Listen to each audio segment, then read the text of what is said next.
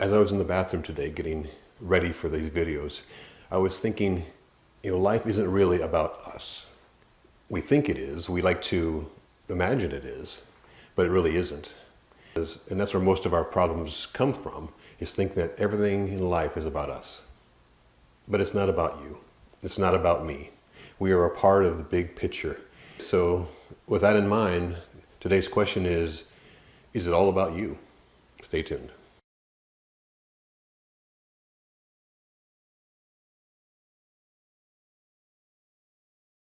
Well, as you can see from the introduction, the question is life all about you? How do you look at life? How do I look at life? Do I think everything is about me? Most of our time and our energy does revolve around us. But should it be that way? Is life all about us? Is life fulfilled when we fulfill our dreams and we get everything that we want? Or is there a bigger purpose in mind? Is it more than just us? So are the ones who sacrificed their lives for other people, who didn't get the dreams that they want before they died, was their life a waste? Was their life not fulfilled? And like the soldiers who went into battle in all the wars, and many didn't come home, did their life still matter even though they didn't fulfill their dreams? There's a dream that we have for ourselves, and there's a dream we have for a higher purpose and calling from God. Now, it doesn't mean we can't do our dreams. It doesn't mean that what we want to do is bad. It's good, because God put those in there. The dreams, the talents, all the things that we want or see in ourselves that we can do and want to do is not bad. But we have to weigh them against everything, against God, against our life. Is our life focused totally on just what we do and we ignore all the people around us, our families? What's more important? Is it fulfilling the work that God has called you to do? Is it to love your wife and raise your children the way God would have you to? Is it to be the man or woman that you should be and be a representation of God on the earth? To be someone that people look up to, your children look up to? Or is it just about fulfilling our dreams? Well, of course, it's not about just fulfilling our dreams. Like I said before, that's fine. We do need to. Doesn't mean we can't fulfill our dreams. And usually the purpose of God includes your gifts and your dreams. And He usually gives those to you when you're young, and they stay with you. But the question is, what are we willing to do to pay the price for that dream? What if something gets in the way of that dream? What if circumstances or injuries or problems or just the things of life get in the way? Do we lose hope? Do we just get frustrated and give up? Do we see that maybe, or is there maybe a higher purpose, or is there maybe something that God wants us to learn through the experience? Many of the frustrations that we have as we seek our dream is because we want it fast and we want it now. We see the future, we see the dream that's in front of us, and we want that. And we forget that it takes time to fulfill the dream. It takes time to go through the things of life. And there will be obstacles in the way that may take years and push you years away from your dream as you perceive it. But there's a preparation for your dream. Where you start out is usually not the place where you should be to be ready for your dream. God has to prepare you for your dream. You have to be ready. You have to learn what it takes to be a person of integrity, to be able to take the load of responsibility which the dream entails. No matter what it is, no matter how much you love a dream and want to do something, it takes great responsibility to fulfill it. And it takes a lot of work.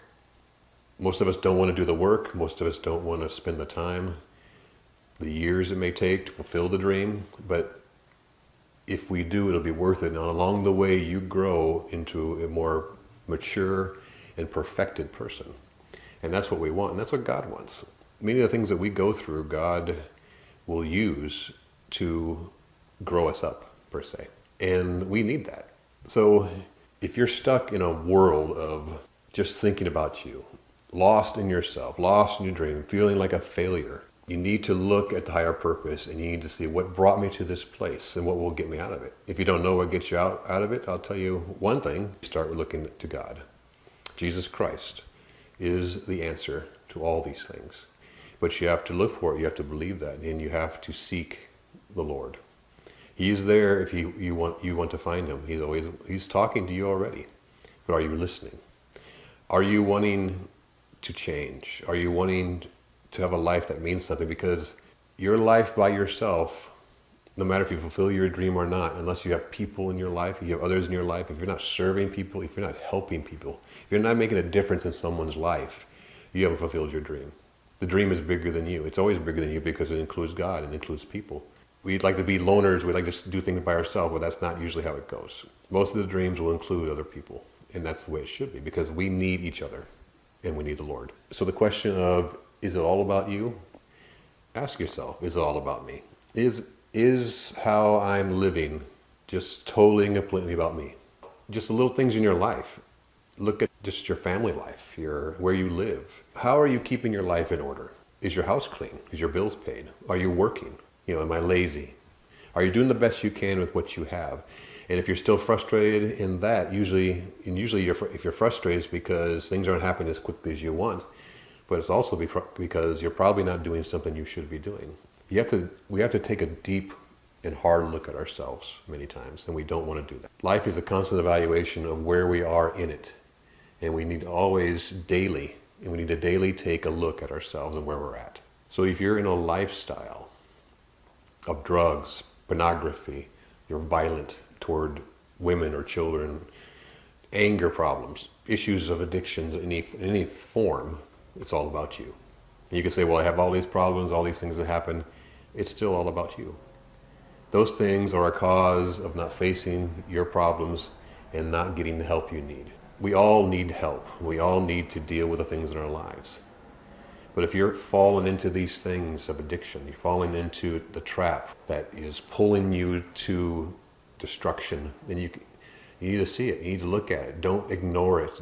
When people try to help you and say, you need to change your life, you need to do something here, something's wrong, something's causing you to lose your way, listen to them.